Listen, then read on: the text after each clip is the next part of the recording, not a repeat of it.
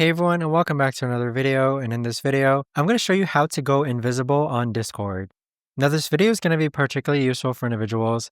Let's say that you want to go ahead and go invisible on Discord so that no one can message you.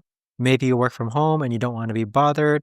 How do you actually go ahead about doing so? Now, this video is going to be short, sweet, and simple, guys. There's not going to be a lot of steps involved. But in order to do this, what you're first going to do is open up Discord. Next, on the bottom right-hand corner, you want to click on your profile icon. Now from here, on the upper hand side, you're going to see a chat bubble that says add status. To the left of that, you want to click on your name. So here's where you're going to change your online status. So you can change it from online to idle, to do not disturb, and to invisible. So if you click on invisible, now no one will be able to find your Discord profile. And so with it, you are invisible to others to actually go ahead and message you. But there you have it, guys. That right there is the best and easiest way that I know of to actually go ahead and go invisible on Discord. If you guys know of a better or easier way to actually do this, let me know in the comments down below.